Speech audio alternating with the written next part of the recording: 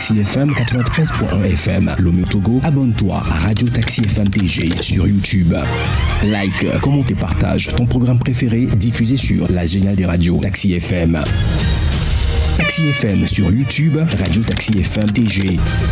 Les programmes de la géniale des radios de ta capitale en boucle.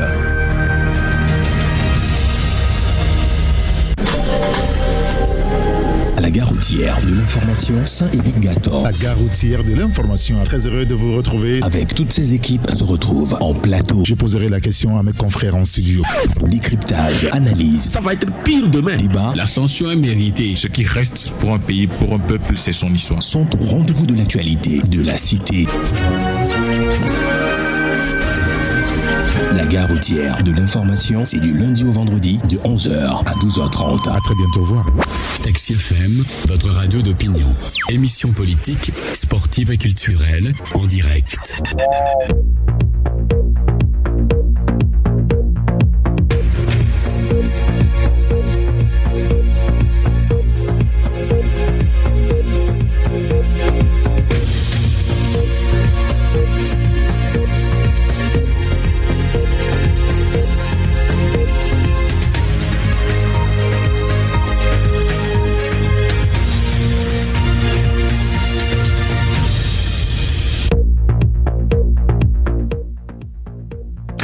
Madame, Monsieur, bonjour à tous. Le Togo, notre cher pays, expérimente depuis presque 2 semaines maintenant une forme de démocratie parlementaire avec la 5e République, la nouvelle constitution. Nous avons, c'est vrai, un nouveau président de la République, mais qui n'en est pas véritablement un, Jean-Lucien Savu de Tové, et un président du Conseil, la nouvelle appellation du Premier ministre. Le président du Conseil, Faure Gnassingbé, chef du gouvernement, est celui dans la main duquel est concentré tous les pouvoirs de la République. Les pouvoirs qu'il avait en réalité depuis 20 ans maintenant. Une situation, bien entendu, qu'une partie de la classe politique et de la société civile ne cesse de dénoncer. Le fait est accompli aujourd'hui. Faut-il continuer le combat pour un retour à la situation antérieure? Dans quelles conditions un compromis politique est-il encore possible aujourd'hui? Alors, ces questions, nous allons les aborder les unes après les autres, ainsi que celles liées à l'économie et à la dette publique de notre pays. Une réunion de haut niveau sur la dette africaine s'est achevée hier dans la capitale togolaise, Lomé. Une tribune pour questionner en réalité la viabilité de la dette. D'où beaucoup de questions finalement sur la dette du Togo. Faure Gnassingbé s'est même autorisé à l'indignation lundi dernier à la tribune en dénonçant ce qu'on peut appeler le capitalisme de la dette. Il est temps, je le cite, de passer d'une logique de surveillance à une logique de confiance. Où va l'argent que le Togo emprunte?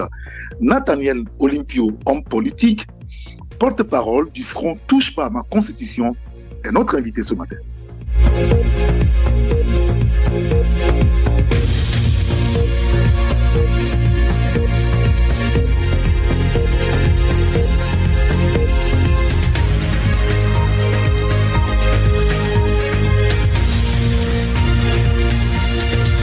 Taxi FM, la seule radio de débat, d'infos et de sport.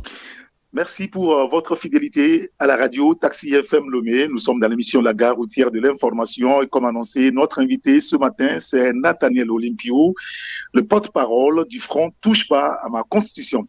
Monsieur le Président, bonjour. Bonjour.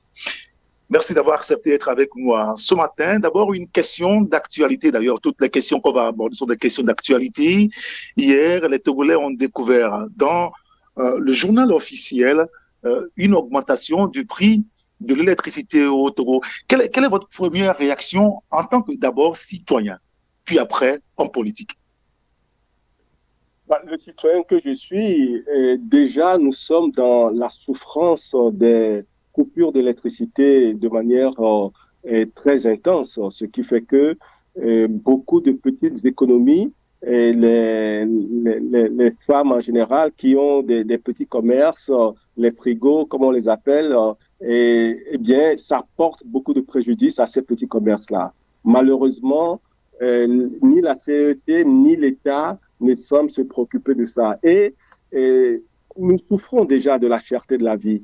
Et quand on augmente le coût de l'électricité, ça veut dire que beaucoup d'autres secteurs de la consommation vont augmenter leurs coûts. C'est un peu comme lorsqu'on augmente le prix du carburant, ben, c'est en cascade, tout augmente derrière. Et 12,5% d'augmentation en une fois, c'est beaucoup pour un pays où la cherté de la vie écrase déjà les familles. Oui, mais est-ce qu'on ne peut pas comprendre le gouvernement quand il dit, par exemple, que, eh bien, il y a une demande sans cesse croissante en énergie électrique, et puis que le secteur est sous pression aujourd'hui? Mais ce n'est pas parce qu'il y a une demande qu'on augmente les prix. Et vous savez, la CET a le monopole de la fourniture, la distribution d'électricité. Oui, il parle de déséquilibre entre le coût d'approvisionnement et le prix de revente. Je pense qu'il y a des secteurs sur lesquels l'économie ne cherche pas à faire des bénéfices parce que c'est un service public. C'est un service public qui alimente non seulement les familles, mais aussi les entreprises. Donc, ce n'est pas sur ça que l'État doit s'enrichir. Et s'il y avait une gestion, je dirais, optimale de la société, on aurait beaucoup moins de préoccupations au niveau des coûts. Et si la société n'a pas amélioré ses modes de gestion, n'a pas amélioré ses performances, n'a pas amélioré sa productivité, il est clair que cette défaillance de gestion va se traduire par des coûts élevés d'exploitation et donc une volonté d'augmenter les prix pour compenser la défaillance de la gestion. Donc, ça n'a pas de sens économiquement parlant. Nous sommes dans une région où le Togo est le pays où l'électricité coûte le plus cher de toute la sous-région. Eh bien, il faut qu'on explique ça aux Togolais. Non seulement c'est déjà plus cher que dans les autres pays, ensuite, on augmente de 12,5%, mais c'est juste pour écraser les familles togolaises. Ça n'a pas de sens. Alors, quand on voit le narratif du ministère des Mines et de l'Énergie pour pouvoir soutenir cette augmentation du prix de l'électricité, on nous renseigne que l'État a mobilisé un peu plus de 31 milliards de francs CFA pour soutenir le secteur. Est-ce que vous remarquez ça en réalité avec les coupures intempestives? Mais je ne sais pas ce qu'il y a comme amélioration, bien au contraire. Et ce que les ménages au Togo constatent tous les jours, c'est que il y a une défaillance dans la fourniture d'électricité. Il y a des coupures tout le temps. Et nous n'avons pas l'impression que ça s'améliore, voyez-vous. Et donc, quand vous avez un service de mauvaise qualité, et que en face, vous subissez des augmentations de coûts, mais il y a quelque chose d'illogique. Et est-ce qu'on tient compte véritablement des capacités d'achat, le pouvoir d'achat de la population? On n'a pas l'impression. Et on se dit qu'il y a des gens dans leur bureau qui ne souffrent pas, eux, de la cherté de la vie. Ces gens-là ne souffrent pas de la cherté de la vie. Ils sont dans leur bureau, ils se disent, OK, et il nous manque un peu d'argent dans les caisses de la CET. Paf, on va augmenter et ce sont les consommateurs qui vont payer. Mais ça ne peut pas durer comme ça. Et les Togolais ne peuvent pas supporter cette charge financière de manière indéfinie. Il faut qu'on mette un terme à cette gestion calamiteuse. Et qu'est-ce que vous proposez aujourd'hui? Maintenant, je pense que c'est déjà en exécution, les 12,5%. Et les Togolais vont commencer par payer. Les Togolais sont en train de subir. Et je pense que personne ne subit une situation difficile de manière indéfinie. Soit le pouvoir togolais et tous les responsables de la gestion de l'énergie dans le pays se mettent sérieusement au travail et mettent en place des politiques publiques qui donnent satisfaction à la population togolaise. Il faut que les prestations au niveau de la CET, il faut que les procédures de gestion, il faut que la mécanique même de distribution de l'électricité soit complètement revue. Et il y a des méthodes vétustes qui datent d'un temps qui n'est pas d'actualité aujourd'hui et pourtant, les besoins ne font que croître. voyez-vous. Et c'est toute la manière dont on aborde la question de l'énergie au Togo qui doit être complètement changée. Les Togolais ne vont pas supporter cette charge-là de manière indéfinie. Ce n'est pas possible. 12%, 12,5% en une fois, c'est considérable. D'accord, très bien. L'autre sujet qu'on a voulu aborder, et d'ailleurs on va l'aborder avec vous, c'est sur la gouvernance économique même du Togo. Hier s'est achevée à Lomé la conférence de l'Union africaine avec le Togo naturellement sur la dette publique africaine. Depuis un moment, vous semblez être un petit peu inquiet par rapport donc à l'économie togolaise et la question même de la dette aujourd'hui. Est-ce qu'il va falloir se pas voir comme une menace la dette, plutôt qu'un outil de développement de notre pays ou de son pays quand on est à l'échelle continentale?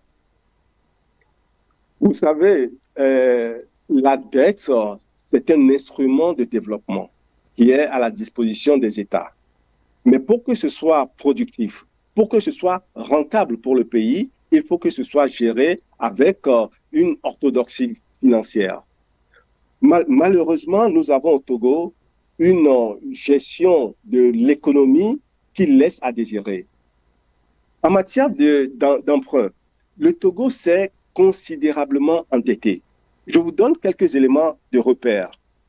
Depuis 20 ans, le Togo a emprunté environ 15 000 milliards de francs CFA. 15 000 milliards de francs CFA. Et quand on fait le ratio, ça fait à peu près 750 milliards par an. Et il n'y a pas longtemps, le budget du Togo était de 1000 milliards à peu près. Il n'y a pas longtemps. Donc, c'est pratiquement le budget qu'on empruntait. D'accord? Quand on fait la moyenne sur 20 ans. Alors, quand on fait ce constat, naturellement, la première question qu'on se pose, c'est qu'est-ce qu'on a réalisé dans le pays avec tout cet argent? Et moi, en tant que citoyen, juste en tant que citoyen, je ne fais même pas d'analyse politique. Juste en tant que citoyen, je constate que dans mon pays, depuis 20 ans, on n'a pas construit une seule université. Depuis 20 ans, on n'a pas construit un seul hôpital. Depuis 20 ans, il n'y a pas une seule autoroute de construit. Il n'y a pas un seul centre sportif construit. Il n'y a même pas de parc dans le pays. Voyez-vous? Donc, à quoi sert l'argent qu'on a emprunté? Nous ne voyons pas des projets structurants qui vont permettre de créer de l'emploi, qui vont permettre de dynamiser l'économie de manière générale. Voyez-vous? Et quand on place ça dans la gestion économique de manière globale, moi je me réfère au rapport de l'OCDE sur l'économie togolaise il y a quelques mois. Eh bien, ce rapport dit que l'économie togolaise a une défaillance structurelle. Le mot est très très fort, défaillance structurelle. Ça veut dire que, quel que soit l'argent qu'on injecte dans l'économie du Togo, eh bien, les fondements de notre économie sont tellement mauvais que, eh bien, l'argent qu'on injecte ne produit rien de significatif. C'est pour ça que nous n'arrêtons pas d'emprunter de l'argent. Excusez-moi, et je vais terminer là-dessus. Je vous donne un autre indicateur. Un autre indicateur. Aujourd'hui, le Togo a un niveau de dette qui est à peu près à 70% du PIB. 69 et poussière, presque 70%. Et 70%, c'est la limite fixée par l'UMOA pour chaque État. On ne doit pas dépasser 70% du PIB en endettement. Or, il y a deux éléments qui se sont produits dans la gestion de l'économie togolaise. En 2010, le Togo a bénéficié du programme PPTE, c'est-à-dire le pouvoir des pays pauvres très endettés et dont le bénéfice est l'effacement de la dette, en tout cas d'une très grande partie de la dette. OK? Donc, le Togo a eu ce bénéfice-là. Quand on a ce bénéfice, ça veut dire que vous gagnez une capacité d'emprunt de nouvelles dettes, d'accord? Et donc, de pouvoir injecter de nouvelles sommes dans l'économie. Mais est-ce que nous avons constaté que notre économie a été dynamisée depuis 2010? Mais on ne le constate pas. Deuxième élément, et je termine, on a fait ce qu'on appelle un rebasage, c'est-à-dire on a augmenté l'assiette de calcul du PIB, c'est-à-dire tous les secteurs de l'économie qu'on intègre dans le calcul du PIB, ça a été augmenté. Et si on augmente ça, ça veut dire que l'endettement qu'on a par rapport au PIB, eh bien, le taux diminue automatiquement, de manière mécanique, puisqu'on a augmenté le PIB. Eh bien, malgré ça encore, on a emprunté tellement d'argent qu'on est monté jusqu'à la limite des 70%. Et ça, on le voit chaque mois. L'État togolais, chaque mois, va sur le marché financier pour emprunter au minimum 20 milliards pour financer les dépenses de l'administration. Nous sommes en train de courir à la faillite. À la faillite, vous avez dit? Oui, c'est le mot que j'ai utilisé. La manière dont on gère l'économie togolaise, l'État est en train de courir à la faillite. Mais, on a tous, et vous étiez d'ailleurs à l'ouverture, j'imagine, de la conférence la dernière fois, où Faure Gnassingbé, à la tribune, a fait des dénonciations vis-à-vis donc de ces institutions bancaires qui nous donnent de l'argent, qui nous prêtent de l'argent ou qui nous vendent presque de l'argent. Il a dénoncé une architecture internationale injuste. En ces termes, ce n'est pas une fatalité économique. C'est le résultat d'un système pensé ailleurs pour d'autres priorités. Est-ce que des gens sont en train de nous gruger là, en nous passant de l'argent? Ou c'est nous qui gérons mal, en réalité? Eh bien, voilà, vous avez trouvé la réponse à la question. C'est le Togo qui gère mal. Vous savez, quand quelqu'un vous prête de l'argent, mais c'est un banquier. Lui, il prête de l'argent pour gagner de l'argent. Mais vous qui avez emprunté cet argent, qu'est-ce que vous avez fait de cet argent? C'est ce compte que M. Faure Gnassingbé doit rendre au peuple togolais. Qu'est-ce qu'il a fait de l'argent que nous avons emprunté, qu'il a emprunté en notre nom et que nous sommes en train de rembourser et que les générations futures vont rembourser? Qu'a-t-il fait de cet argent? C'est ça la première question. Avant de dire que le banquier est gruge, mais c'est lui qui va demander au banquier de lui donner de l'argent, hein?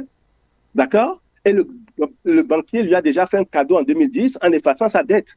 Donc, il revient aujourd'hui pour dire « effacez-moi ma dette encore ». Mais on ne peut pas continuer à quémander comme ça sur le marché international. On ne peut pas continuer comme ça si on veut avoir un minimum de respect. D'accord? La première chose que moi j'aurais souhaité que M. Faure Gnassingbé fasse, c'est de rendre compte au peuple togolais de l'utilisation de l'argent qui a été emprunté. S'il ne fait pas ça, eh bien, il ne faut pas qu'il continue d'emprunter de l'argent au nom du peuple togolais. Et comment on rend ce compte-là? On va à l'Assemblée nationale pour le faire ou c'est pas en réalité le boulot des députés à l'Assemblée de chercher à savoir comment les choses se gèrent?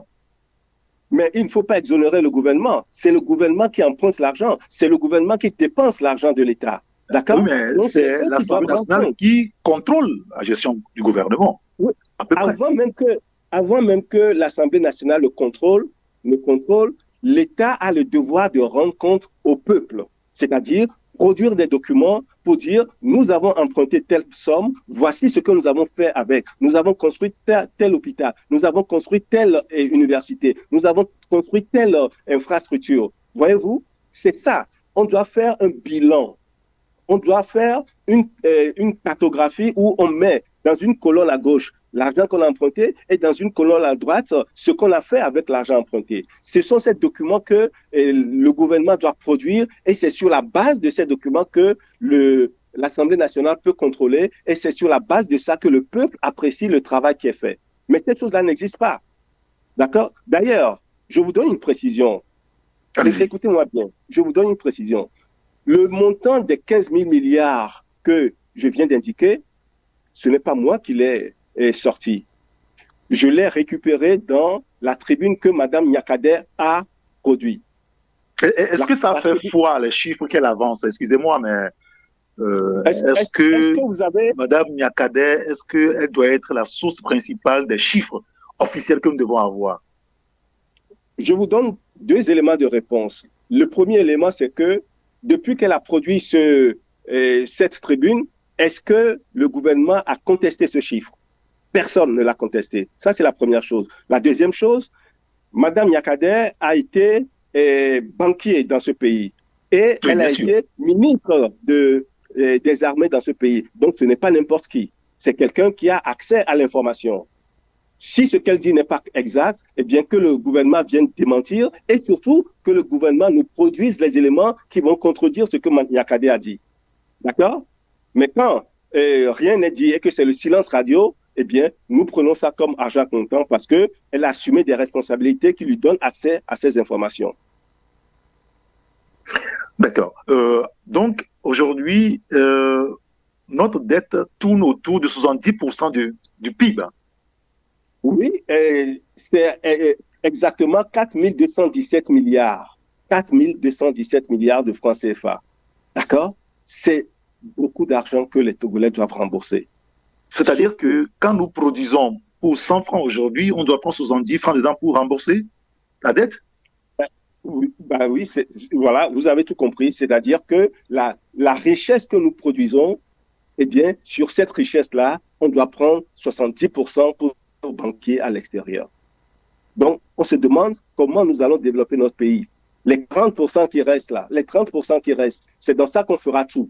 C'est dans ça qu'on doit payer les salaires. C'est dans ça qu'on doit faire les infrastructures. Et c'est dans ça qu'on doit faire des investissements pour de nouvelles infrastructures. Vous pensez que cet argent-là suffira? Vous savez, M. Gator, la question que vous venez de poser, ça montre clairement pourquoi le pays ne se développe pas. Parce qu'on emprunte de l'argent, on ne fait rien de sérieux avec cet argent et on passe le temps à rembourser l'argent qu'on a emprunté grâce à l'effort, la production des Togolais, la production de richesse des Togolais. Donc, il ne reste plus rien pour investir dans le développement des Togolais. Mais les Togolais vont rester dans la misère toute leur existence. Et c'est à ça que nous assistons, c'est ce que nous vivons depuis 20 ans. Alors, quand on vous écoute, on peut comprendre en filigrane que vous maîtrisez les chiffres, les connaissances économiques, mais comment on fait pour renverser la vapeur dans ces conditions-là? Ça fait 20 ans que M. Faure Gnassingbé applique les mêmes politiques publiques. Mais il faut changer de politique publique, c'est tout. Il faut changer de gouvernance. Il faut se battre contre la corruption. Mais ça, le Togo est champion en matière de corruption. Et le Togo aussi est champion en matière d'impunité. Les gens qui détournent l'argent de l'État, des Togolais, on ne les punit pas. Bien au contraire, on les félicite. Donc, tant que nous allons avoir un environnement souillé de cette façon-là, les Togolais vont toujours être empêtrés dans la précarité sociale. Parce que le résultat final, c'est ça. C'est la précarité sociale. Voyez-vous, moi, je ne suis pas économiste, hein. Je ne suis pas économiste, mais je m'intéresse aux choses qui concernent mon pays. Parce que demain, nous pouvons avoir la responsabilité de gérer ce pays. Et donc, nous portons une grande attention à la manière dont le régime actuel gère le pays. Et nous voyons qu'ils conduisent le pays à la catastrophe. Et je le répète encore, nous ne sommes pas loin de la faillite. Non, mais en même temps, excusez-moi, mais est-ce qu'on n'est pas dans l'exagération en disant ça? On n'est pas loin de la faillite? Non, sérieusement. Mais je vais vous donner des indicateurs et vous allez apprécier par vous-même. Quand vous passez votre temps à prendre 70% de votre richesse pour payer les dettes et que vous ne prenez aucune mesure pour diminuer cet endettement, eh bien, vous allez arriver à un moment où vous ne pouvez plus trouver sur le marché financier de l'UEMOA, vous n'allez plus pouvoir emprunter de l'argent. Ça veut dire que vous n'aurez même plus la possibilité de financer votre budget et donc vous serez dans l'incapacité de payer vos créanciers. C'est aussi simple que ça. Donc, nous sommes au bord de la faillite. Non, sauf que le gouvernement du Togo a annoncé, je crois, récemment, qu'elle sera encore sur le marché. Une bagatelle somme de 350 millions de dollars ou d'euros qui vont être donc empruntés. Ça veut dire qu'on se porte bien, on ne prête qu'aux riches. Mais vous savez, le banquier, il prête à un État autant qu'il veut, parce qu'il sait qu'un État, il finira par rembourser d'une manière ou d'une autre. Le banquier, il s'en fout. Mais le responsable de l'État, lui, ne doit pas s'en foutre. Malheureusement, il s'en fout. Parce que on endette le Togolais jusqu'au cou. L'argent qu'on a emprunté il y a 20 ans, ce sont les générations futures qui vont continuer de les payer. Ce n'est pas une manière, je dirais, correcte de gérer le bien public, l'argent qui appartient à tous les Togolais. Et si nous avons une économie qui est structurellement défaillante, Ça veut dire que nous ne pouvons pas trouver les ressorts internes pour produire de la richesse. On va donc toujours recourir à l'emprunt à l'extérieur. Mais on ne peut pas jouer ce jeu-là indéfiniment. C'est exactement ce que faisait l'Argentine il y a quelques années et ils se sont retrouvés complètement en faillite. L'État argentin a été déclaré en faillite. Ben, nous sommes en train de suivre un chemin similaire. Et ça, je suis profondément inquiet. Inquiet qu'on pourra dire que le Togo, notre pays, est en faillite, banqueroute? Ce risque, il est réel. Ce risque est réel parce que nous avons une gestion qui tire l'effort national vers le bas. Nous ne produisons pas assez. Les Togolais, on ne libère pas leur génie créateur pour qu'ils produisent de la richesse. On ne produit pas suffisamment de la richesse. Les quelques entreprises ou quelques femmes du marché qui se débrouillent, mais c'est sur eux que l'OTR met toute la pression. Je ne veux pas vous donner un secret d'État, mais je peux vous dire qu'il y a beaucoup d'entreprises qui quittent le Togo pour aller s'installer au Bénin. Parce que la pression fiscale sur ces entreprises, elle est trop forte. On met trop de pression fiscale. Et comme il n'y a pas beaucoup de gens qui paient l'impôt, parce qu'il n'y a pas beaucoup d'entreprises, parce qu'il n'y a pas beaucoup d'investissements dans le pays, eh bien, le peu de gens, le peu d'entreprises qui produisent, eh bien, on leur met une pression qu'ils doivent supporter tout le monde. Ce n'est pas possible, ça ne peut pas continuer indéfiniment. Donc, les facteurs qui conduisent à une faillite sont là, les ingrédients sont là. Et si on n'y remédie pas très rapidement et qu'on continue à faire de la propagande avec des conférences qui ne produisent rien, mais qui dépensent beaucoup d'argent, mais le Togo va affronter une situation de faillite. Voilà. Et donc, vous êtes inquiet par rapport donc aux prêts multiformes du Togo aujourd'hui? Je suis très préoccupé quand je vois tous les mois, le Togo aller sur le marché financier pour collecter des milliards et des milliards, juste pour le fonctionnement, parce que cet argent-là, c'est pas pour investir, c'est juste pour le fonctionnement. Ça veut dire que nous creusons le trou. Et le fait qu'il y ait une mauvaise gouvernance, c'est pour ça que nous avons perdu, le Togo a perdu près de 400 millions de dollars, c'est-à-dire 396 plus précisément, je vous donne les chiffres précis, 396 millions de dollars, nous les avons perdus parce que le Togo ne respecte pas un certain nombre de critères en matière de droits de l'homme, en matière d'état de droit. Alors que cet argent, c'était un cadeau que nous devions recevoir de la part du MCC, le gouvernement américain. 400 millions de dollars. Et ce qu'ils sont en train d'aller emprunter auprès du FMI ou de la Banque mondiale, c'est exactement cette somme-là qu'on aurait pu avoir cadeau. Mais là, ils vont emprunter et nous allons payer des intérêts là-dessus et rembourser la totalité des 400 millions de dollars. Mais c'est une aberration. Bon. Mais de toute façon, on sait qu'il n'y a rien qui soit gratuit quand même avec l'institut de Bretton Woods. Il n'y a rien qui soit gratuit véritablement. Mais vous êtes posé une question. Oui, allez-y. Oui. Allez-y. C'est pour ça que les 396 millions qu'on pouvait avoir de la part du MCC, mais c'était du pain béni pour nous. C'était cadeau. Quand je dis cadeau, c'est-à-dire on vous donne et vous ne remboursez pas un franc. Il suffisait juste de satisfaire quelques critères. On n'a même pas été capable de le faire. L'État togolais n'a pas été capable de le faire. Et ça m'indigne. C'est pour ça que je suis en colère. Oui, on vous sent un peu en colère. Mais vous vous êtes posé aussi une question. Où va l'argent que le Togo emprunte? Finalement, vous avez la réponse à cette question? Nous sommes allés même plus loin. Quand nous nous sommes posé cette question, nous avons adressé, le Front Touche par ma Constitution a adressé une correspondance aux organisateurs de ce sommet qui sont basés à Addis Abeba dans les locaux de l'Union africaine. On leur a écrit pour leur demander est-ce que dans leur conférence, ils ont prévu de parler de ce que les États font de l'argent emprunté. Évidemment, ils ne nous ont pas répondu. Et l'État togolais ne nous répond pas. Alors que nous ne demandons rien d'extraordinaire. La seule chose que nous sommes en train de demander, c'est qu'est-ce qu'on a fait avec l'argent qu'on a emprunté au nom des Togolais? Moi, je pose cette question et j'insiste sur cette question parce qu'ils ont le devoir de répondre aux Togolais. Ce n'est pas à moi qu'ils doivent répondre. Parce que des fois, on me dit, écoute, Nathaniel, tu poses des questions, mais va voir le ministre dans son bureau, il va te donner la réponse. Mais je n'ai pas besoin d'aller voir le ministre dans son bureau. Je n'en ai pas besoin. Je suis un citoyen togolais Et l'État togolais doit mettre ces informations à ma disposition, à la disposition de tous les Togolais. C'est un devoir de leur part, mais ils n'assument pas leur devoir. Très bien.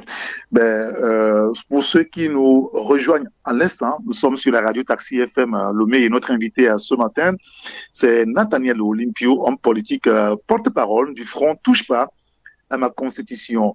On va parler de notre volet, la question même de la 5e République qui nous amènera aussi à revenir sur les élections locales qui ont lieu le 10 juillet prochain, puisque c'est la date retenue par le gouvernement togolais. La question même de la 5e République. Nathaniel Olympio, on vous a écouté suffisamment sur ce sujet, mais aujourd'hui, avec ce basculement, pourquoi pensez-vous que nous sommes rentrés dans une période d'incertitude? Tout se passe bien quand même, non? Rien ne se passe bien. Et permettez-moi qu'avant de répondre à cette question précise, que je donne encore un élément d'appréciation sur la mauvaise gouvernance économique. Je voulais juste parler des grandes entreprises qui sont au Togo, comme la Société Nouvelle des Phosphates du Togo, la SNPT, qui ne verse pas un seul centime, je dis bien pas un seul franc dans les caisses du Trésor public. D'accord? Phosphate, c'est la plus grande industrie minière du Togo. Et nous avons des phosphates de très bonne qualité, et notamment le phosphate carbonaté. Mais cette entreprise-là ne met pas un franc dans les caisses. Et là, on pose la question. Le port autonome de Lomé verse 1 milliard par an. 1 milliard par an, qu'est-ce que c'est? C'est l'argent de poche des ministres. Hein? D'accord? Bref, c'est pour vous dire que... Comment savez-vous ça? C'est pour vous dire que c'est une façon de parler. C'est pour vous dire que lorsque les entreprises de l'État, les grandes entreprises sont mal gérées et que l'argent de ces entreprises, on ne sait pas où on va, ben c'est pour ça qu'on est obligé d'aller emprunter de l'argent. Nous avons de l'argent, mais nous ne savons pas où est-ce que notre propre argent va. Et les gens qui ont la responsabilité de gérer ça, ils le dépensent, on ne sait comment, et ils vont emprunter de l'argent à l'extérieur et nous devons payer là-dessus. Mais c'est une escroquerie. C'est une grosse escroquerie au niveau national. Voilà l'élément que je voulais ajouter avant de répondre à la question sur la 5e République. Et justement, allons-y par rapport à la 5e République. Pourquoi pensez-vous que nous sommes rentrés dans une période d'incertitude? Pourquoi vous pensez ça? Parce que le régime togolais a créé le chaos institutionnel dans le pays. Comment est-ce qu'ils ont fait? De manière simple, hein, mais de manière très, très, très cynique. Ils ont décidé par eux-mêmes, tout seuls, sans informer personne. Dans la nuit, eh bien, ils ont remplacé la Constitution par une autre. Je ne veux même pas insister sur le fait qu'ils ont violé la Constitution qu'ils ont remplacée, alors que M. Faure-Gnassingbé vient de prêter serment sur la Constitution. Donc, c'est quelqu'un à qui on ne peut pas faire confiance. Il viole une Constitution et il vient prêter le serment sur la Constitution que je vais protéger la Constitution. Mais on se moque des Togolais. Non, donc, il a prêté serment sur la Constitution de la 5e République. Oui, mais c'est une Constitution, d'accord? Mais quand tu violes les Constitutions constamment, ne viens pas prêter serment sur la Constitution pour dire que je vais défendre la Constitution. D'accord? On ne peut pas nous faire des coups d'État constitutionnels et en même temps nous prendre pour des imbéciles. Donc, qu'ils ne prêtent pas serment sur la Constitution. Bon, donc je disais qu'ils ont créé leur propre Constitution, propre à la minorité, parce qu'il n'y a que la minorité qui défend cette Constitution. Alors que les Togolais, qu'est-ce qu'ils ont? Les Togolais ont voté une Constitution en 1992 à plus de 98%. C'est une fierté pour les Togolais parce que c'est la première fois que ça leur donne le droit de faire une élection pour désigner le président de la République. Donc, c'est un héritage de la lutte. Tous ceux qui sont morts sous les balles du pouvoir togolais, eh bien, ils se sont sacrifiés pour que les Togolais aient le droit de choisir leur président de la République. Et c'est en cette constitution que les Togolais croient. C'est leur constitution. Donc, en imposant une nouvelle constitution à laquelle les Togolais n'ont pas adhéré, parce qu'on ne les a même pas sollicités pour un référendum, ni même leur expliquer ce qu'il y a dans cette constitution, eh bien, finalement, il y a deux constitutions. Celle qui est dans le cœur des Togolais et celle que le régime cherche à imposer de toutes les manières, envers et contre tout, et surtout contre les Togolais. Donc oui, nous sommes entrés dans une période d'incertitude. même s'ils ont le pouvoir, d'insister et d'imposer leur constitution, les Togolais n'adhèrent pas à cela. Vous savez pourquoi je dis que les Togolais n'adhèrent pas? Moi, j'ai bien envie de savoir, parce que on n'a pas vu les Togolais dans la rue, par exemple, signe de mécontentement ou bon, de réprobation. Tout s'est passé calmement. Il n'y a pas eu de grabuge et on n'a rien vu. Ça veut dire qu'on est consentant. Les Togolais ont posé un acte politique majeur. Et ils l'ont fait le jour des élections, le 29 avril 2024, jour des élections législatives et jour des élections régionales. Qu'est-ce que les Togolais ont fait? Ils ont simplement décidé de ne pas aller voter. Mais c'est un message politique extrêmement fort. Donc, que personne ne dise que les Togolais n'ont pas manifesté. D'accord? Et c'est la première fois de l'histoire de la démocratisation au Togo, c'est la première fois que les Togolais s'abstiennent à un tel niveau, 70%. C'est quoi? Qu'est-ce que ça veut dire? Ça veut dire que votre constitution que vous êtes en train de changer, eh bien, nous ne sommes pas d'accord, puisque vous le faites en pleine campagne électorale. Et votre élection que vous êtes en train d'organiser, nous n'y croyons pas, parce que, eh bien, ça n'est pas transparent. C'est un acte important. Ces chiffres que vous donnez, excusez-moi, ces chiffres que vous donnez ne sont pas les chiffres de la CENI. Mais la CENI, c'est pas une institution à laquelle on peut faire confiance. Elle a toujours manipulé les chiffres, la CENI. Mais comment est-ce que vous avez retrouvé vos chiffres-là? Ces chiffres-là, vous les avez retrouvés où? Mais écoutez, il suffit de voir comment les choses se passent. Quand les Togolais sortent pour aller voter, il y a la queue jusqu'à 18h. On est là. Les gens sont là. Mais quand, à vue d'œil, vous voyez que les centres de vote, mais il y a les organisateurs se tournent les pouces, les observateurs se tournent les pouces, et les délégués se tournent les pouces, mais on voit tout de suite que les Togolais ne sont pas sortis. D'accord? Et ça, c'est une réalité. On ne peut pas le cacher. Les Togolais ont voté avec leurs pieds. Parce que tout ce qui s'est passé autour de cette élection-là, notamment le remplacement de la Constitution, les Togolais ne sont pas d'accord. Je suis d'accord avec vous que les Togolais ne sont pas sortis dans la rue massivement pour manifester. À cause de la répression, à cause de la violence, à cause de toutes ces pressions psychologiques et surtout le traumatisme qu'on a infligé aux Togolais depuis ces 20 dernières années. Il y a eu trop de morts au Togo, trop de morts dans le cadre politique. Et ça traumatise un peuple. D'accord? Et donc, c'est ça qui rend dangereux la situation que nous vivons aujourd'hui. L'incertitude dans laquelle nous sommes, c'est ça qui rend dangereux. Parce qu'on a l'impression que le peuple, il est là tranquille, il ne réagit pas, donc on ne peut pas lui donner de considération. C'est ça le danger. Parce que oui, mais justement, excusez-moi, à la limite, parce que hier, lorsque ce document circule sur les réseaux, on dit on a augmenté les prix de l'électricité. Là, on passe à une nouvelle constitution. Vous parlez d'une période d'incertitude. Les Togolais eux-mêmes, au nom desquels vous parlez, on a le sentiment que, bon, rien ne les intéresse. Tout va bien. Où c'est notre message? En 2021, lorsque l'État a augmenté le prix du carburant, personne n'a demandé aux Togolais de sortir, et le pays était calme en ce moment-là. Mais ça n'a pas empêché les Togolais de sortir pour manifester. Et ce jour-là, on a tiré sur les Togolais, il y a eu un mort. Donc, ne dites pas que les Togolais sont là, ils ne disent rien, mais ils souffrent, ils ruminent, ils sont en colère et ils sont révoltés. Donc, c'est extrêmement dangereux cette situation où on a l'impression que tout est calme, tout va bien, que tout le monde est d'accord. Mais non, les Togolais ne sont pas d'accord. Et les Togolais ne sont pas d'accord jusque dans les rangs du chef de l'État lui-même, jusque dans sa propre famille, les gens ne sont pas d'accord. Ah bon, ils vous ont dit ça? Qui vous a contacté pour vous dire ça? Mais Madame Nyakade l'a dit, Voilà. Ah. Bon, oui. On a le sentiment que c'est votre caution morale aujourd'hui, Madame Nyakade. Mais écoutez, c'est important les actes politiques que les gens posent. Pourquoi? Ce qu'elle a dit, elle n'a rien dit de nouveau.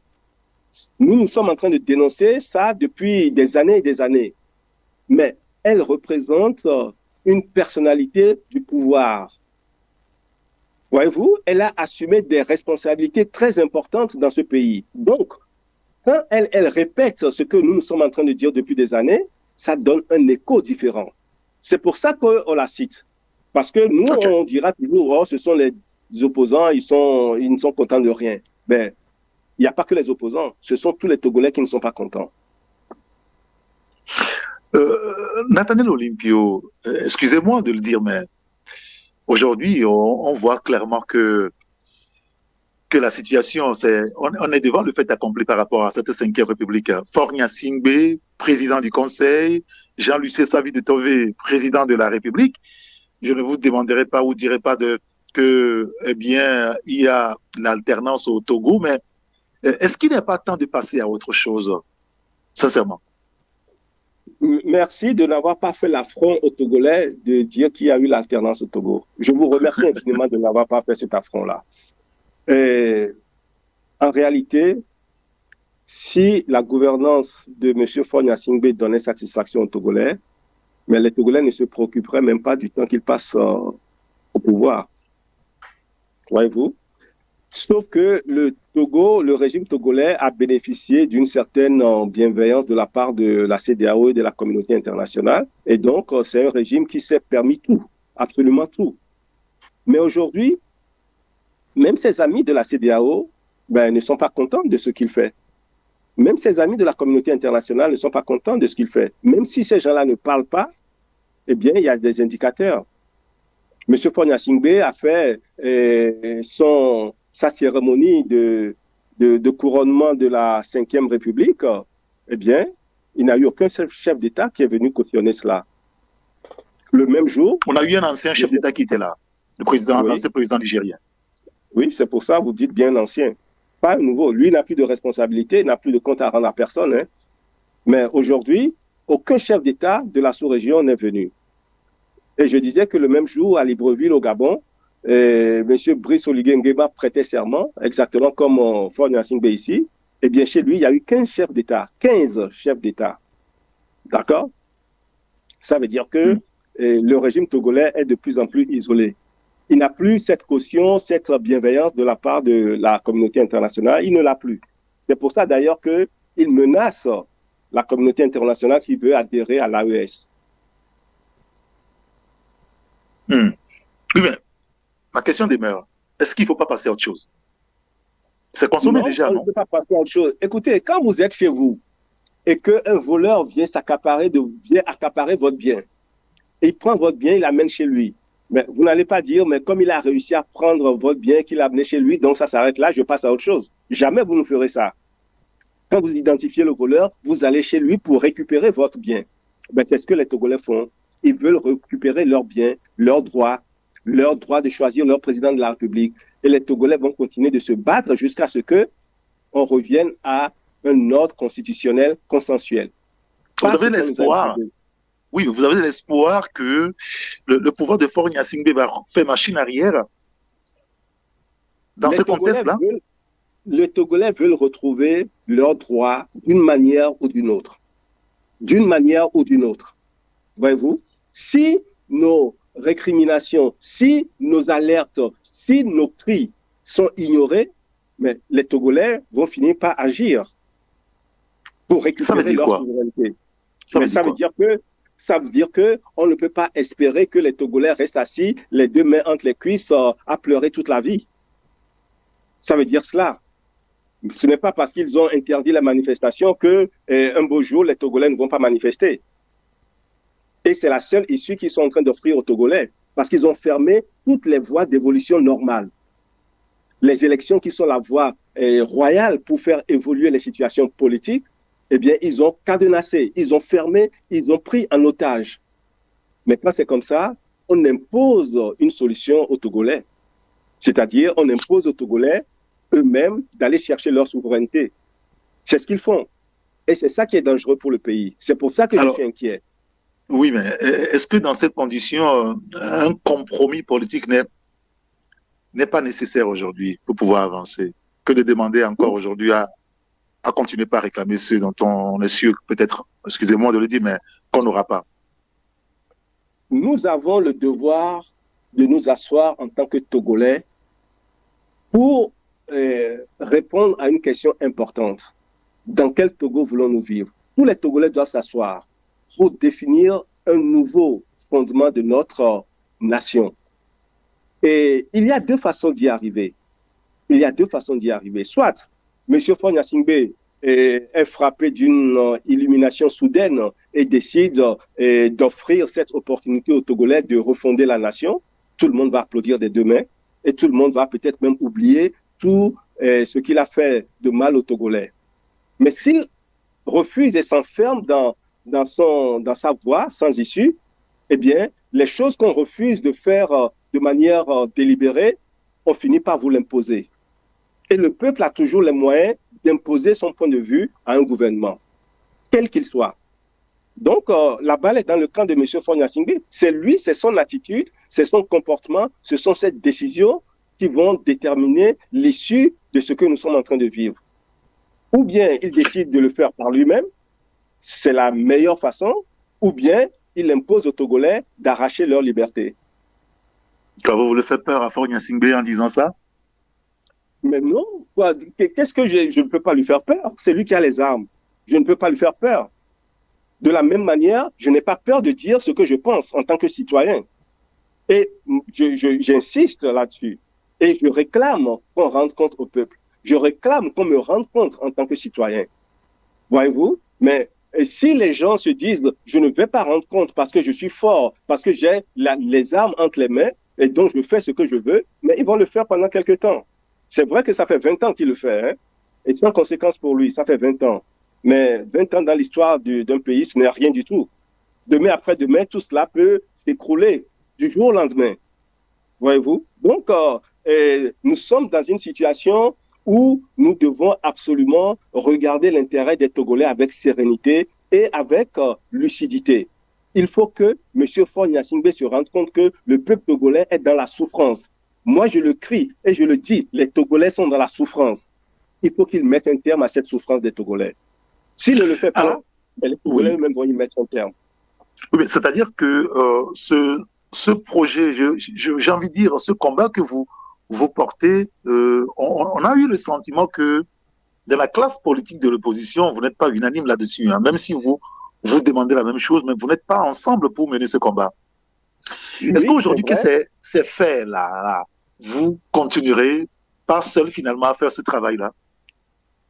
Vous avez absolument raison que nous disons la même chose, mais nous ne menons pas le même combat.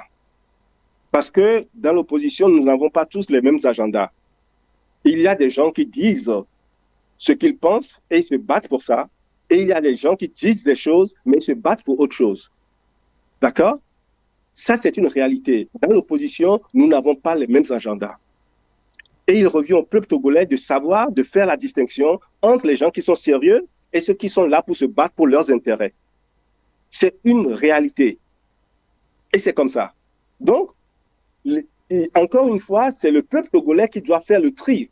De la même manière que nous disons que le régime, il n'est pas bon, il faut le remplacer, mais de cette même façon, dans l'opposition, tout le monde n'est pas un enfant de cœur. Il y a des gens qui sont dans l'opposition, ils se disent de l'opposition, mais ils se battent pour autre chose. Ils ne se battent pas pour l'intérêt général.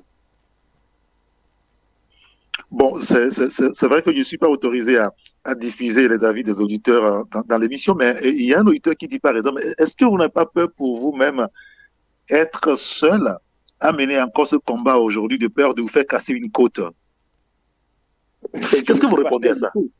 Je ne suis pas seul. Je ne suis pas seul. Vous avez dit tout à l'heure que je suis le porte-parole du Front Touche par ma Constitution. Oui, bien sûr. D'accord? Alors, ça veut dire que nous sommes déjà un certain nombre de Togolais qui prenons la décision de nous engager publiquement. Mais au-delà de nous qui sommes engagés publiquement, si nous sommes toujours présents aujourd'hui, c'est bien parce que nous représentons un intérêt pour les Togolais, pour l'intérêt général que nous nous battons. Les Togolais se sentent concernés. D'accord? C'est pour ça que j'insiste que ce sont les Togolais qui ont la force suprême. Et ce sont les Togolais qui doivent faire la différence, la distinction entre, au sein de l'opposition, ceux qui se battent pour l'intérêt général et ceux qui se battent pour les intérêts partisans.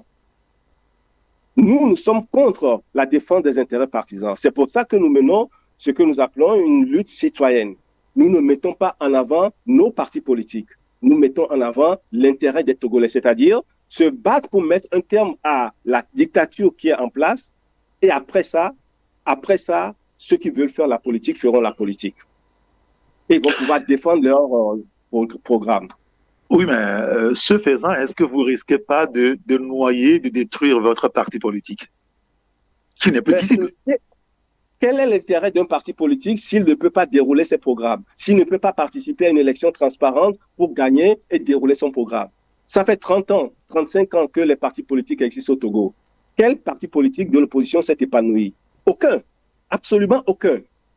D'accord? Donc, ça n'a aucun intérêt de défendre les partis politiques aujourd'hui dans les conditions de dictature.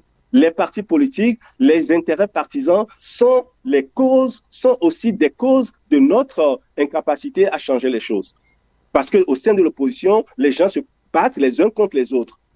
Bientôt, certains vont courir encore pour aller aux élections municipales, mais ils vont se battre les uns contre les autres.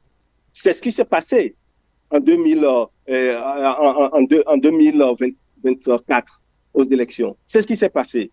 D'accord? Donc, nous devons sortir de la logique des élections qui sont dangereuses pour les Togolais. Les élections n'apportent rien aux Togolais. Et c'est pour ça que moi, je demande au peuple togolais d'interroger ceux qui participent aux élections et de leur dire qu'est-ce qu'ils vont apporter aux Togolais une fois qu'ils seront allés aux élections. Peut-être même si on déclare qu'ils ont gagné, qu'est-ce qu'ils vont apporter aux Togolais avec leur titre, le titre qu'ils auront eu, avec le mandat qu'ils auront eu. Qu'est-ce qu'ils vont apporter concrètement aux Togolais? Il faut qu'ils répondent à cette question aux Togolais.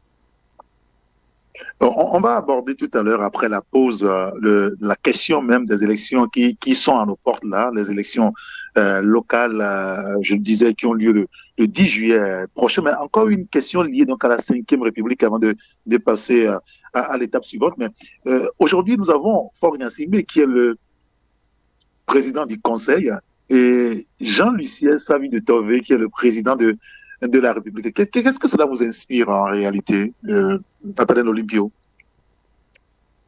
Moi, je vous dirais simplement que tout cela, c'est un folklore qu'on fait pour habiller un coup d'État constitutionnel. Et ça n'intéresse pas les Togolais. Ça n'intéresse pas les Togolais. Et vous sortez aujourd'hui, vous allez dans les rues, vous posez la question avec un micro-trottoir, vous posez la question aux gens dans la rue, vous leur demandez qui est le président de la République, tout le monde vous dira Faure Gnassingbé. Les gens ne savent même pas au Togo que M. Savy de Tové porte aujourd'hui le titre de président de la République.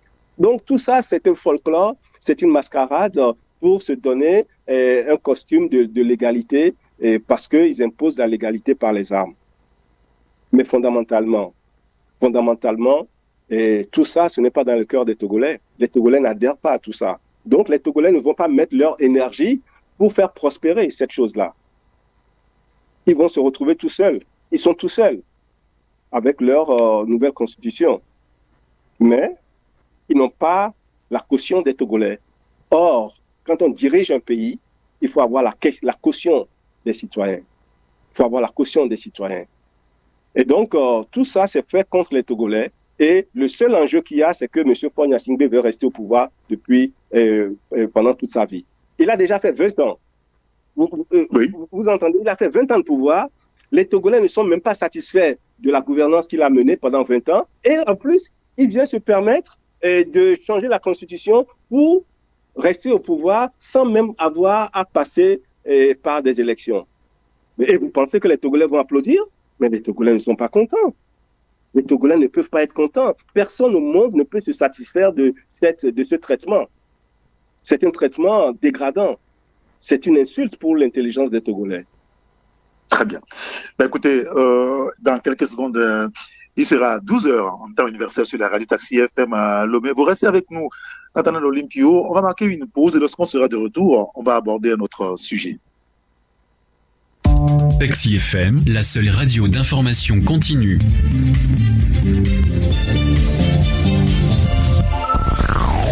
Tout de suite, la pub. Bonjour Tata, comment allez-vous? Bonjour Irène. Chez moi ça ne va pas, Mon argent du marché se mélange avec mon propre argent là. Du coup, je finis souvent par tout dépenser dans les fonds de la maison. Là où je suis assise comme ça là, nous bouffons là. Mais Tata, pourquoi ne déposes-tu pas les recettes de ton activité sur un compte EcoBank? Il te suffirait juste de télécharger l'application EcoBank mobile ou même de faire étoile 326 dièse. Tu es la troisième personne à me le dire. Mais tu sais, vos histoires de compte là, je ne maîtrise pas, hein. Mais Tata, avec EcoBank, tu peux te créer un compte sans te rendre en agence et même sans aucune formalité. Ça peut se faire juste avec un téléphone qu'on appelle 1+1 là. Ah bon, Irène? Mais oui, Tata. En plus, ce compte te permettra d'envoyer de l'argent à tes fournisseurs et d'en recevoir de manière instantanée sans avoir à te déplacer. Je dis, hein, tu dis que c'est un compte que j'ouvre comment manier? C'est très simple, Tata. Je t'explique.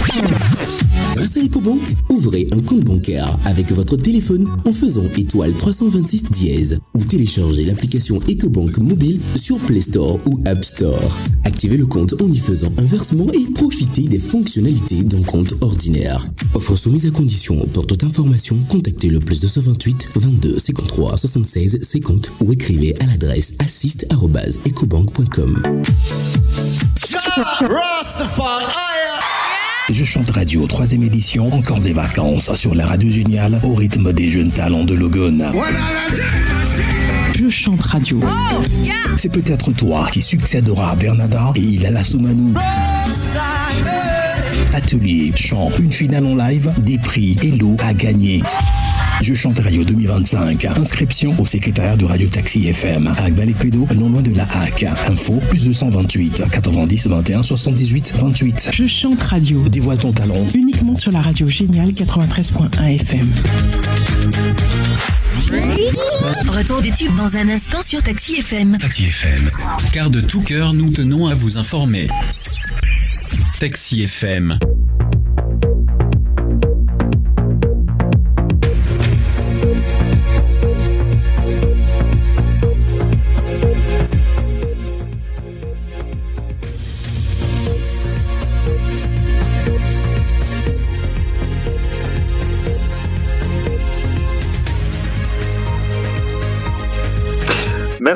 Merci pour votre fidélité à la radio Taxi FM.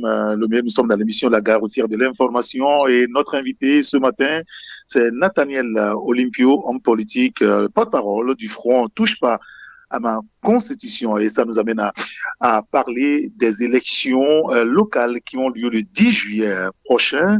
Une partie de l'opposition qui pourfend la 5e République y sera.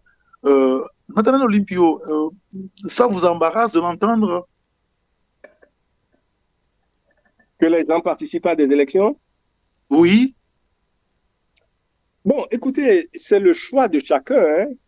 Hein. Les pouvoirs publics organisent une élection, ils appellent les Togolais, et si ça intéresse un Togolais, eh bien, il pose sa candidature et il participe aux élections. C'est la liberté de chacun. Mais surtout ceux qui pourfendent la constitution de la 5e République. Alors voilà, c'est là où... Vos amis de l'opposition. C'est là où toute la question se pose. Et comment peut-on participer à une élection qui est organisée sous l'égide d'une constitution qu'on conteste? Pour moi, c'est une question à laquelle je n'ai pas de réponse. D'autre part, au-delà même de cette question de 5e République, moi, je me pose toujours la question, quel est l'intérêt des Togolais de voir l'opposition participer à une élection? Est-ce que les élections municipales qui viennent, est-ce que les élus, les gens qui seront désignés élus et qui seront de l'opposition, est-ce qu'ils vont pouvoir changer la vie des Togolais? Les 6 dernières années qu'on vient de passer, il y a eu des maires de l'opposition qui ont été nommés, qui ont été choisis. D'accord? Et est-ce que le bilan aujourd'hui qu'on fait, on peut dire que ces gens ont apporté une amélioration dans la vie quotidienne des Togolais? Ben, il faut que les Togolais eux-mêmes en fassent l'appréciation. S'ils sont satisfaits des 6 dernières années, eh bien, ils n'ont pas donné encore leur voix aux membres de l'opposition. Mais si les Togolais estiment que ils n'ont pas d'intérêt dans ce qui se passe en matière d'élection, mais ils n'ont qu'à se détourner des élections et puis concentrer l'énergie sur le changement de régime. C'est la lecture que nous faisons et c'est pour ça que nous disons que il y a une incohérence à dire qu'on se bat contre la Constitution et qu'on refuse de participer aux élections sénatoriales, mais on va participer aux élections municipales. Moi, je ne vois pas... Ça vous désole. Ça vous désole. Je suis peiné, mais je n'ai absolument aucun moyen d'interdire à qui que ce soit et je n'ai pas l'intention d'interdire à qui que ce soit. Mais je dis ce que je pense, je partage mes réflexions avec les Togolais et ce sont les Togolais qui tranchent de toute façon. À la fin de la journée, ce sont des Togolais qui iront voter et ce sont des Togolais qui décideront de ne pas aller voter. Mais une fois que les Togolais ont fait ce choix d'aller voter ou de ne pas aller voter, eh bien, il faut qu'ils décident aussi de mettre leur énergie sur la démarche qui peut changer leur vie. Et ça, c'est les Togolais qui doivent faire leur choix. Est-ce qu'il va faire la part des choses? C'est-à-dire qu'aujourd'hui, on parle de la gouvernance locale. Des gens qui sont arrivés donc à la fin de leur mandat, il faut quand même le changer. Alors, si l'opposition fait encore le choix de boycotter, est-ce que finalement, on lâche pas tout à Faure Gnassingbé? Mais M. Faure Gnassingbé a déjà tout depuis 20 ans.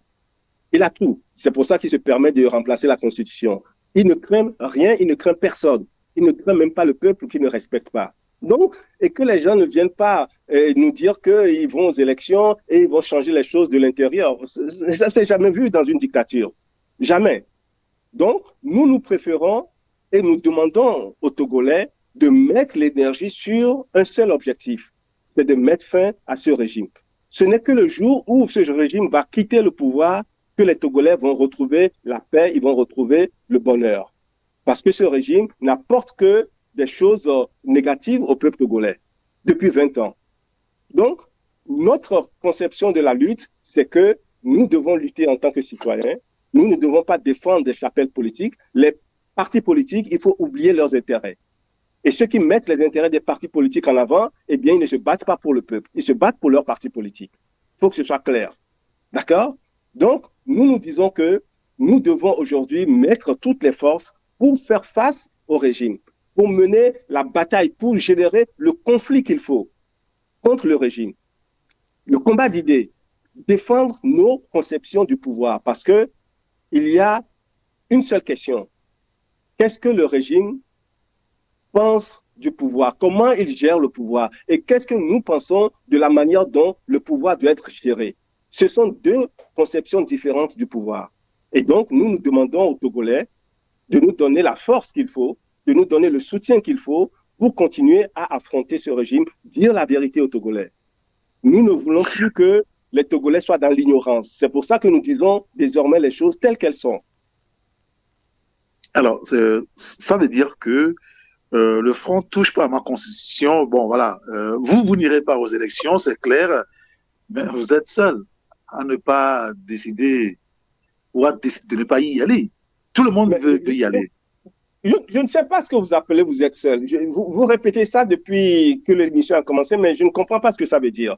Quand vous dites vous êtes seul, vous parlez de qui? Vous parlez de Nathaniel Olympio? Ou vous parlez de tous ceux qui sont dans le Front touche pas à ma constitution? Oui, mais vous, votre parti, et peut-être ceux qui sont avec vous. Mais je n'arrête pas de vous dire que je ne parle plus au nom de mon parti pour en faire la promotion. Oui, bien sûr. Oui, bien sûr. D'accord? Je ne veux plus parler de ça. Ça ne m'intéresse pas de défendre les intérêts de mon parti. Parce que défendre l'intérêt de mon parti, c'est mettre de côté l'intérêt général. Moi, je veux me battre pour l'intérêt général. Et nous sommes nombreux à avoir compris cela. Ici au Togo, et même dans la diaspora, nous sommes nombreux à avoir compris que les élections ne sont pas la solution. Mais si les Togolais sont d'accord avec cette façon de comprendre les choses, ben les Togolais vont nous apporter leur soutien. Mais si les Togolais ne sont pas d'accord avec les élections, les Togolais ne vont pas participer aux élections. C'est aussi simple que ça. Et personne ne va imposer quoi que ce soit aux Togolais. Les Togolais sont matures, ils sont libres de décider ce qu'ils veulent faire. Ce que moi, je suis en train de faire avec tous mes amis, c'est de leur expliquer pourquoi nous ne voulons pas aller.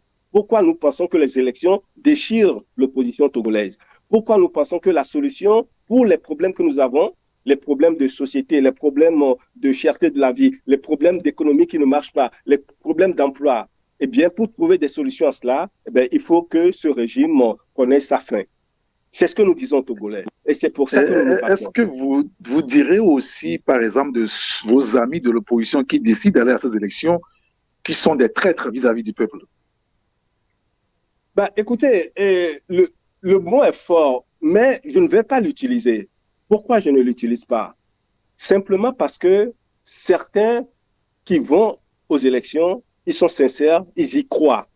Ils ont fait leur analyse et ils pensent qu'il faut y aller. Et ils sont sincères dans ce qu'ils font. C'est vrai qu'il y a d'autres qui sont des traîtres.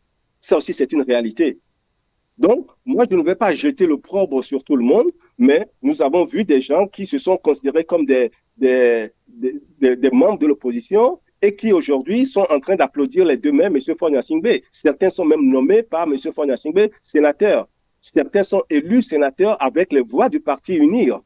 D'accord? Donc, ces gens-là, eh bien, ils ont trahi leur lutte. Ils ont trahi leur lutte.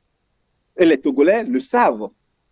Et donc, et de la même manière que les Togolais savent identifier qui a trahi et qui n'a pas trahi, de la même manière, les Togolais doivent identifier qui se bat pour l'intérêt général et qui se bat pour son parti politique. Tout cela va permettre de clarifier le paysage de la lutte. Et nous avons besoin de clarification. Alors, vous avez dit tout à l'heure, pour finir là-dessus, que les Togolais, à un moment donné où il arrivera au moment où ils feront leur choix, mais est-ce que vous allez les appeler à ne pas aller au vote? Et ça fait 10 ans que je combats les élections. Mais je n'ai jamais demandé aux Togolais de ne pas aller voter. Je n'ai jamais fait cet appel-là. Et ce n'est pas aujourd'hui que je vais commencer. Je me contente d'expliquer aux Togolais pourquoi moi je n'y vais pas et pourquoi c'est inutile de faire ce choix de lutte. Mais il revient aux Togolais même de décider. Et les Togolais ont décidé l'année dernière. Ils ne sont pas allés. Cette fois-ci, eh bien, on verra ce que les Togolais vont décider. C'est ça la liberté. Très bien. Alors, Antonin Olympio, nous arrivons à la fin de cet entretien. Quel est le message que vous envoyez encore ce matin au peuple togolais, ceux qui nous suivent et nous écoutent sur la radio Taxi FM Lomé? Si vous permettez, je voudrais d'abord envoyer un message au pouvoir togolais. Je dis aux Togolais, au pouvoir togolais, que nous sommes tous des Togolais. Et on ne peut pas accaparer le pouvoir pendant des décennies. Et pendant tout ce temps, on ne construit pas le pays, on ne se bat pas pour le bonheur des Togolais. Il est temps que M. Faure Gnassingbé et son régime s'intéressent au bien-être des Togolais. Moi, je les exhorte à apporter le bien-être aux Togolais. Maintenant, c'est vrai que ce n'est pas parce que Nathaniel Olympio a décidé de lancer cette interpellation que M. Faure Gnassingbé va décider de changer sa politique. Je n'ai pas cette prétention-là, mais je le dis quand même. Et à côté de ça, je dis aux Togolais, ne dispersons pas nos forces dans des solutions qui sont des fausses solutions. Et je sais qu'aujourd'hui, parce que depuis 30 ans, depuis 35 ans que nous sommes dans cette lutte-là, moi ça fait 10 ans à peine que j'ai commencé, mais certains des nôtres sont dedans depuis 35 ans, eh bien, depuis 35 ans, la manière dont la lutte a été menée, ça n'a pas permis d'atteindre des objectifs. Donc, il ne faut pas continuer de fonctionner de la même manière. Et cette lutte a été menée par des gens qui n'ont pas donné la solution. Eh bien, donc, nous devons expérimenter autre chose. Autre chose, c'est quoi? Eh bien, j'appelle les Togolais à ce que nous puissions nous battre ensemble pour défendre l'intérêt général, en laissant de côté les intérêts des partis politiques, en laissant de côté les intérêts des individus. Quand on aura mis fin à ce régime, en ce moment-là, les partis politiques vont pouvoir s'exprimer en toute liberté. Aujourd'hui, aucun parti politique n'est libre. Les seules personnes qui ont encore un pouvoir à exercer, ce sont les citoyens. Parce qu'on ne peut jamais enlever aux citoyens leurs droits inaliénables.